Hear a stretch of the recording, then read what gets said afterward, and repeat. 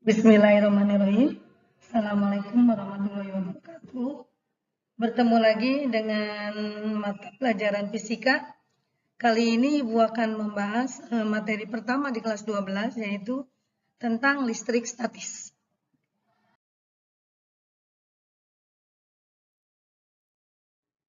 Berbicara tentang sejarah, ya, kita akan melihat bagaimana fenomena listrik statis ketika 2000 tahun yang lalu seorang yang disebutnya Thales of Miletus telah memperhatikan fenomena sebuah benda fosil mirip kaca atau resin yang digosokkan dapat menarik benda-benda tertentu secara ajaib. Misalkan pakaian yang terbuat dari bulu binatang.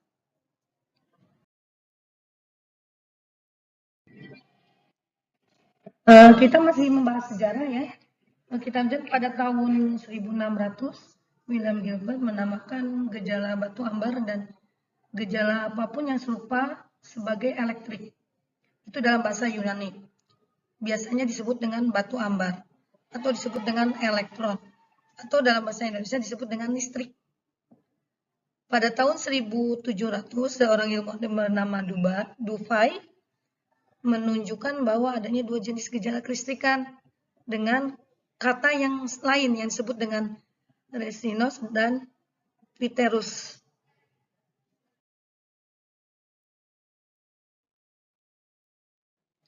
Kita lanjutkan ahli fisika yang lain, yaitu Benjamin Franklin pada tahun 1752 kemudian menyatakan bahwa fenomena kilat dan batu ambar merupakan gejala yang sama dan menamakan atau memberi tanda kedua muatan listrik dengan muatan listrik ini sebagai muatan positif dan muatan negatif. Kemudian Robert A. Millikan pada tahun 1869 sampai dengan 1953 mencari harga muatan yang paling kecil yang hasilnya ternyata muatan elektron itu 1,6 kali 10 pangkat min 11 coulomb melalui percobaan tetes minyak Millikan.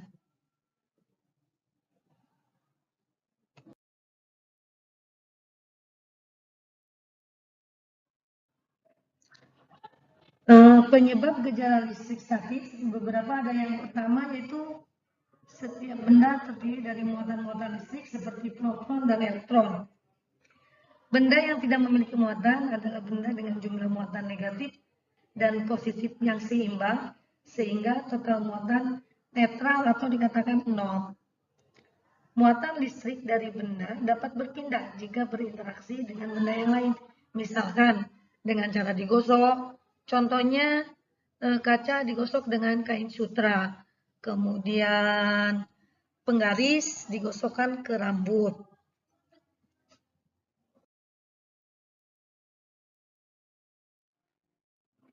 Contohnya, jika batang gelas digosok oleh kain sutra, elektron dari gelas berpindah ke kain sehingga batang gelas bermuatan positif dan menarik balon konduktor yang bermuatan negatif.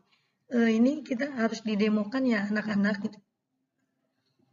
Balon kemudian diberi muatan positif dengan menyentuhkan batang gelas sehingga keduanya sekarang bermuatan positif dan akan saling tolak-menolak.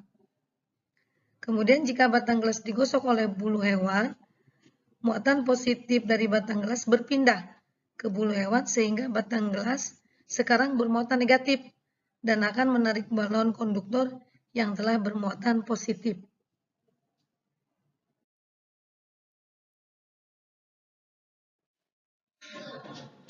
Gaya elektrostatis. Berapakah besar gaya elektrostatis? Pada tahun 1768 melalui sebuah percobaan, Coulomb mendapatkan gaya elektrostatis berbanding terbalik dengan kuadrat antar jarak benda muatan dan sebanding dengan besarnya muatan benda tersebut. Karena itu gaya elektrostatis sering disebut dengan gaya Coulomb.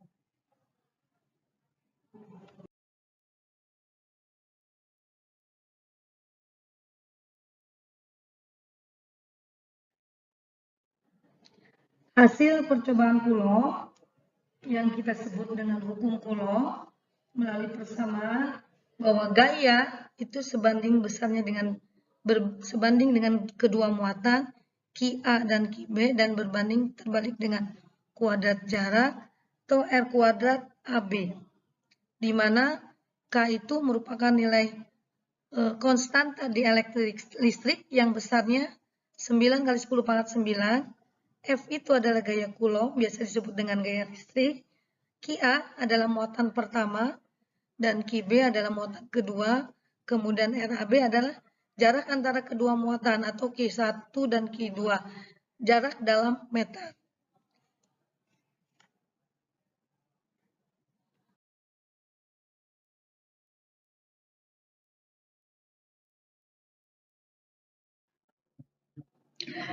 Dari persamaan hukum Coulomb tadi atau rumus hukum Coulomb tadi di atas, karena terdiri dari muatan positif dan negatif, akhirnya akan menghasilkan gaya interaksi tarik-menarik jika muatannya berlainan jenis, misalkan negatif dan positif. Dan yang kedua akan menghasilkan gaya interaksi tolak-menolak jika muatan sejenis, misalkan positif dan positif ataupun negatif dan negatif.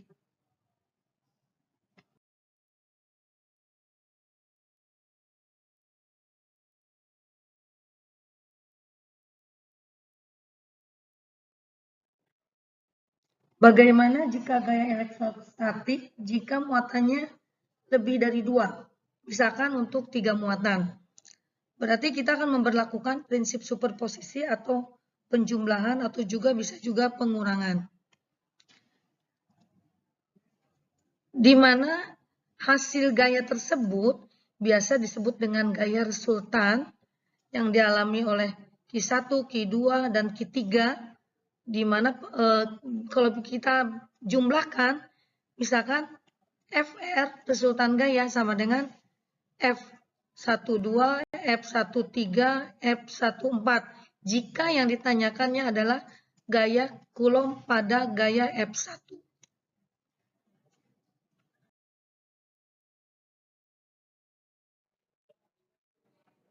Materi yang kedua yaitu medan listrik atau biasa disebut dengan medan elektrostatis. Mengapa perlu didefinisikan medan elektrostatis? Karena medan listrik lebih mudah diukurnya. Dengan konsep medan, kita memandang sebuah muatan listrik Q sebagai muatan sumber yang memancarkan pengaruh listrik ke segala arah, di mana pengaruh listrik ini kita namakan dengan medan.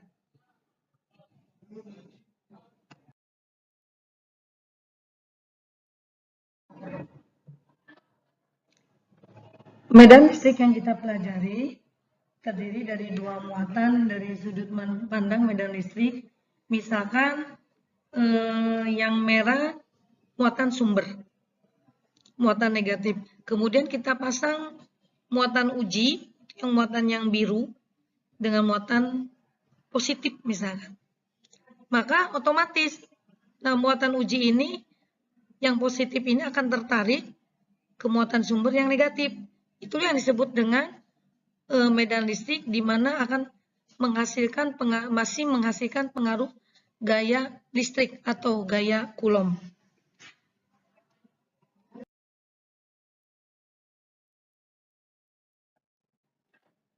Kuat medan listrik adalah menyatakan besarnya atau kekuatan medan listrik tersebut di daerah yang kita uji tadi dengan muatan uji, dengan persamaan E akan sama dengan 1/4 pi epsilon 0 dikalikan Q per R kuadrat, di mana 1/4 pi epsilon 0 itu kita sebut sebagai K, konstanta di elektrik listrik.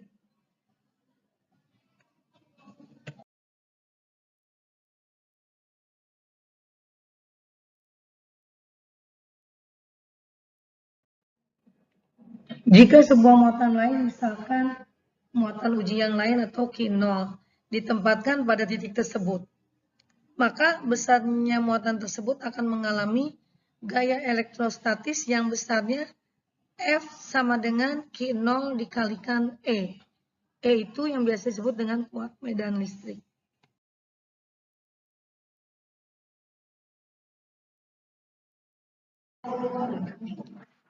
Seperti juga gaya elektrostatis, medan elektrostatis atau medan listrik juga merupakan besaran vektor dan berlaku juga prinsip superposisi, yaitu kita sebut sebagai kuat medan resultan. Misalkan E total sama dengan 1/4 pi epsilon 0 dikalikan Q1 per R1 kuadrat ditambah Q2 per R2 kuadrat, itu merupakan hasilnya dikatakan sebagai kuat medan resultan.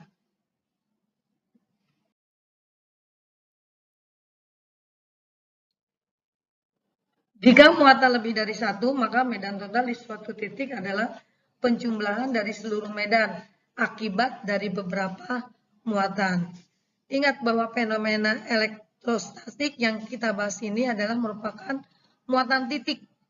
Untuk muatan yang bukan titik atau muatan kontinu, maka akan dibahas pada pertemuan mendatang.